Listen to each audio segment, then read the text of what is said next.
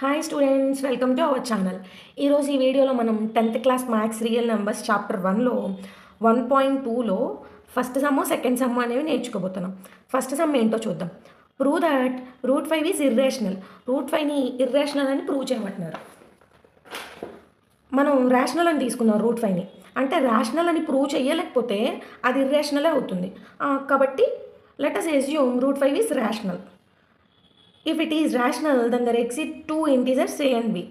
√5 అనేది rational number అయిందనుకోండి, దాన్ని ఫ్రాక్షన్ ఫామ్లో రాయొచ్చు. అంటే p/q ఫామ్లో రాయొచ్చు. p/q రాయొచ్చు, నేను a/b రాశాను. ఈ a b అనేవి కోప్రైమ్స్ అనమాట. కోప్రైమ్స్ అంటే ఏకి బీకి కామన్ ఫ్యాక్టర్ ఓన్లీ 1 మాత్రమే ఉంటుంది. 1 మాత్రమే కామన్ ఫ్యాక్టర్ అనమాట, ఇంకా కామన్ ఫ్యాక్టర్స్ ఉండవు. ఇప్పుడు బోత్ సైడ్స్ స్క్వేరింగ్ చేద్దాం.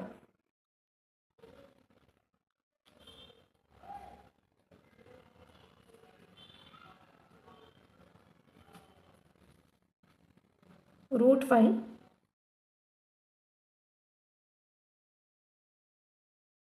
ఈ స్క్వేరు రూట్ క్యాన్సిల్ అయిపోయి 5 మిగులుతుంది. a²/b². ఈ b అనేది డినామినేటర్లో ఉంది. లెఫ్ట్ సైడ్ తీసుకొచ్చామనుకోండి, ఈక్వల్ టుకి ఇంటూ చేస్తుంది. దీన్ని ఈక్వేషన్ 1 అనుకుందాం. ఇప్పుడు ఈ 5 ఈక్వల్ టుకి లెఫ్ట్ సైడ్ ఇంటూ చేస్తుంది b²తో. రైట్ సైడ్ తీసుకొస్తే డినామినేటర్లోకి వస్తుంది. ఈ చాప్టర్లో థీరం 1.2 మనకేం చెప్తుందంటే, a² అనేది ఏ నెంబర్తో డివైడ్ అవుతుందో ఏ కూడా అదే నెంబర్తో డివైడ్ అవుతుంది. ఇక్కడ a² అనేది 5తో డివైడ్ అవుతుంది, కాబట్టి ఏ కూడా 5తో డివైడ్ అవుతుంది. అదే ఇక్కడ రాద్దాం. Therefore 5 is divisible a and a² also. దీన్ని 2 అనుకుందాం. a is equal to 5c. ఇక్కడ c అనేది కాన్స్టెంట్ ఇంటీజర్ అనమాట, where c is an integer. ఇప్పుడు మనకి ఏ వాల్యూ వచ్చింది, ఈ ఏ వాల్యూని తీసుకెళ్ళి ఈక్వేషన్ 1లో సబ్స్టిట్యూట్ చేద్దాం.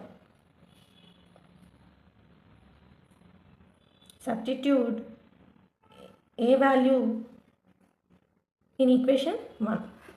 ఈక్వేషన్ 1 ఏంటి? 5b² is equal to a². ఏ అంటే ఎంత? మనకి ఇక్కడ ఏ వాల్యూ ఎంత అనుకున్నాం? 5c. స్క్వేర్ ఉంది కాబట్టి స్క్వేర్.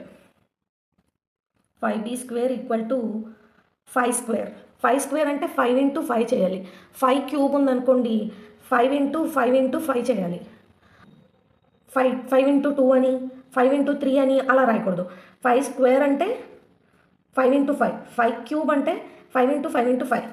ఇప్పుడు 5² అంటే 5 ఇంటూ 5 అంటే 25 c². 5 టేబుల్లో 25 అనేది 5 టైమ్స్ క్యాన్సిల్ అవుతుంది, 5c². ఇక్కడ 5 అనేది ఈక్వల్ టుకి రైట్ సైడ్ cతో ఇంటూ చేస్తుంది. లెఫ్ట్ సైడ్ తీసుకొచ్చామనుకోండి, డినామినేటర్లోకి వస్తుంది.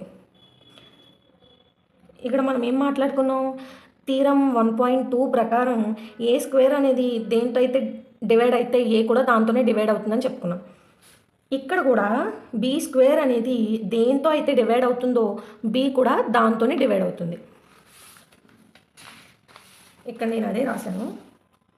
5 is divisible a and b² also. ఇప్పుడు చూడండి, మనం సమ్ స్టార్టింగ్లోనే ఏమని చెప్పుకున్నాం? a, b అనేవి కోప్రైమ్స్ అని చెప్పుకున్నాం. అంటే దీనికి కామన్ ఫ్యాక్టర్ అనేది ఓన్లీ 1 మాత్రమే ఉంటుంది, ఇంకేమీ కామన్ ఫ్యాక్టర్స్ ఉండవని చెప్పుకున్నాం. ఇక్కడ ఏ అనేది 5తో డివైడ్ అవుతుందని చెప్పుకున్నాం. అంటే డివైడ్ అవుతుంది అంటే ఫ్యాక్టర్ అనే కదా అర్థం. ఇక్కడ b అనేది 5తో డివైడ్ అవుతుందని చెప్పుకున్నాం. అంటే bకి ఫ్యాక్టర్ 5 వచ్చింది, ఏకి ఫ్యాక్టర్ 5 వచ్చింది. ఇప్పుడు ఈ రెండింటికి ఫ్యాక్టర్ 5 వచ్చింది. కామన్ ఫ్యాక్టర్ అయింది కదా 5 అనేది ఏకి బీకి. కాబట్టి ఇది రేషనల్ నెంబర్ అవుతుందా? అవ్వదు. అదే రాసుకున్నాం. From 2 and 3 5 is the common factor of a, b. మనం తీసుకున్న అజంప్షన్ అనేది రాంగ్ అయింది, కాబట్టి √5 అనేది ఇర్రేషనల్ నెంబర్. రేషనల్ నెంబర్ అని తీసుకున్నాం, రేషనల్ నెంబర్ కింద ప్రూవ్ చేయలేకపోయాం, కాబట్టి అది ఇర్రేషనల్ నెంబర్ అయింది. సెకండ్ సమ్ చూద్దాం. సమ్ ఏంటంటే, prove that 3 + 2 √5 is irrational. Same మనం ఫస్ట్ సమ్ ఎలా చేసామో ఇది కూడా అంతే. ఫస్ట్ రేషనల్ అని తీసుకున్నాం.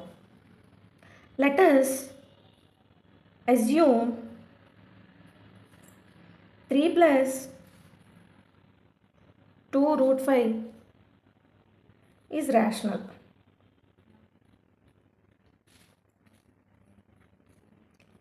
If it is rational,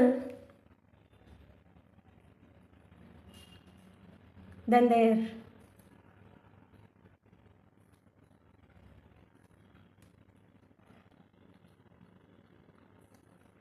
A, B. దాన్ని ఫ్రాక్షన్ ఫామ్లో రాసుకోవచ్చు, అంటే p/q ఫామ్లో. నేను a/b రాస్తున్నాను, మీరు p/q కావాలన్నా రాసుకోవచ్చు.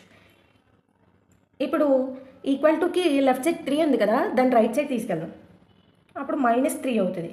a/b -3. దీన్ని హోల్ బై రాయాలి. హోల్ బై రాయాలంటే మీకు వచ్చే ఉంటుంది.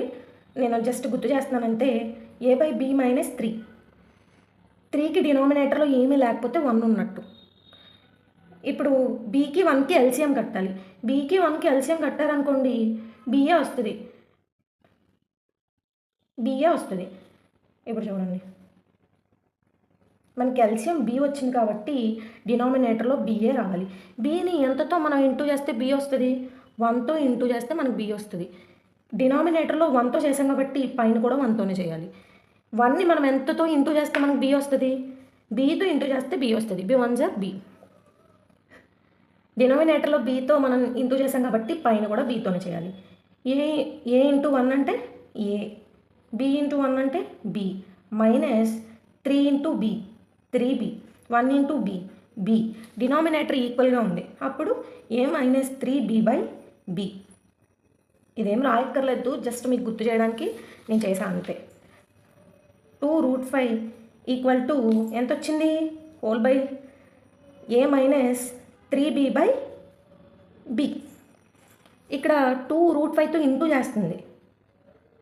మనం రైట్ సైడ్ తీసుకొచ్చామనుకోండి, డినామినేటర్లోకి వస్తుంది. బి ఆల్రెడీ ఉంది, 2 తీసుకొచ్చాం కాబట్టి 2b.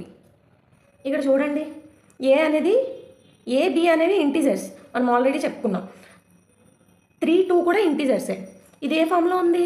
ఫ్రాక్షన్ ఫామ్లో ఉంది, అంటే p/q ఫామ్లో ఉంది. ఇప్పుడు ఇది ఫ్రాక్షన్ ఫామ్లో ఉందంటే రేషనల్ నెంబర్ అవుతుంది.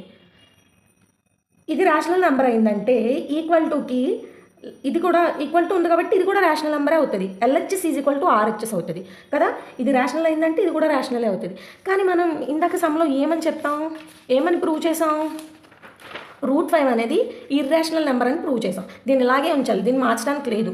ఇప్పుడు ఇది √5 అనేది ఇర్రేషనల్ నెంబర్ అయిందనుకోండి, ఈక్వల్ టు ఉంది కాబట్టి ఇది కూడా ఇర్రేషనల్ నెంబర్ అవుతుంది, ఎందుకంటే LHS = RHS కాబట్టి.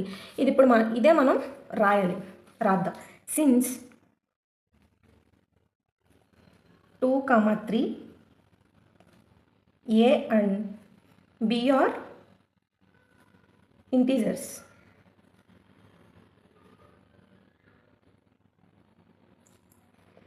A -3b/2b is a rational, అంతే కదా. ఫ్రాక్షన్ ఫామ్లో ఉంది, ఫ్రాక్షన్ ఫామ్లో ఏమవుతుంది? రేషనల్ అవుతుంది. ఇది రేషనల్ అయిందంటే మధ్యలో ఈక్వల్ టు ఉంది కాబట్టి ఇది కూడా రేషనలే అవుతుంది. And so √5 is rational. ఇది రేషనల్ ఎందుకు అవుతుంది? √5 ఇది రేషనల్ అవుతుందని ఇది రేషనల్ అన్నాం, కానీ ఇది నిజానికి ఇది రేషనల్. √5 ఇంత రేషనల్ నెంబర్ ఎందుకు అవుతుంది? అవ్వదు, ఇది ఇర్రేషనల్ నెంబర్. బట్